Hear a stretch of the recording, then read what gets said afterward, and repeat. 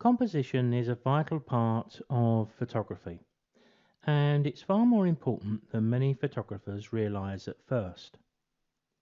There are a number of different composition rules, and at some stage they're worth looking up. But for now, we're going to stay with the one that gets used most and is most well known.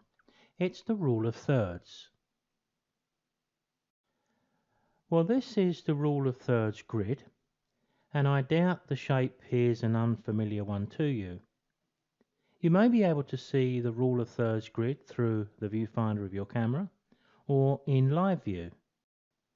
So although this is the same shape as the game we used to play as kids, noughts and crosses, I think we can put it to probably a slightly better use in our photography.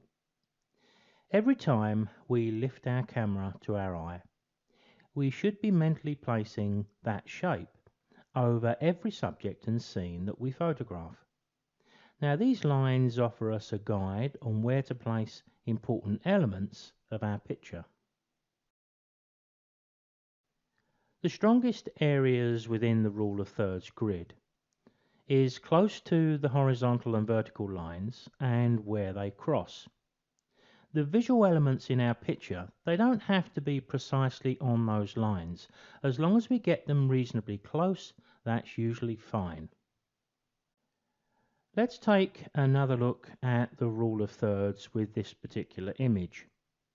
It would have been the absolute wrong place to have placed this bird in the center of the frame, especially because he's looking to our left. Let's take a look at the bottom line of the composition grid. The branch is not absolutely perfectly aligned with it, but it's close enough. But now let's look at the vertical line on the right. The bird is perfectly placed on that rule of thirds line, and it's looking into the picture. Imagine the same bird, same position, but looking the other way, out of the picture. It just wouldn't work at all. Then we have the most important part of the image, where the vertical and horizontals cross. This old crofter's cottage also demonstrates very good rule of thirds composition. It helps, I think, if we try to imagine where those lines would be on this particular image, because sometimes we have to do that when we're composing a picture with our camera in our hand.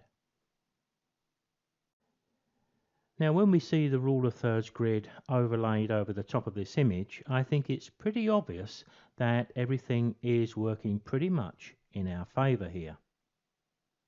And that grid has helped me to compose the picture in camera.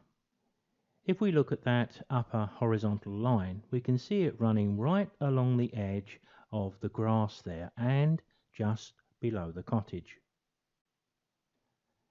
Now when we look at the lower line in the rule of thirds, that's running along the edge of the small boulders and right through the large one, but in a very strong compositional position with the upright on the left hand side. And then of course we have the vertical line on the right, which is perfectly placed for the position of the cottage.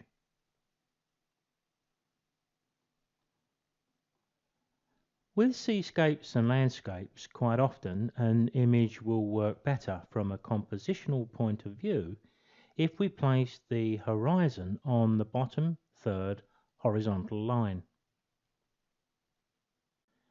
And of course we've got the boat, which is almost perfectly placed from a rule of thirds composition point of view.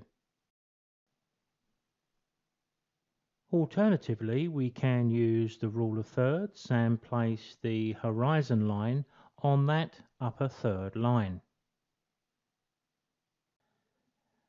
Of course, we do get the opportunity to crop images once they're taken to improve the composition.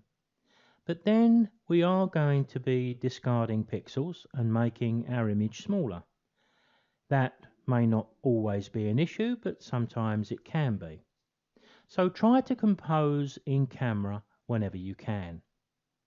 And to bring this video to a close, but also suggest how vital composition can be to our images, take a look at the golden spiral composition and follow the line in towards the centre.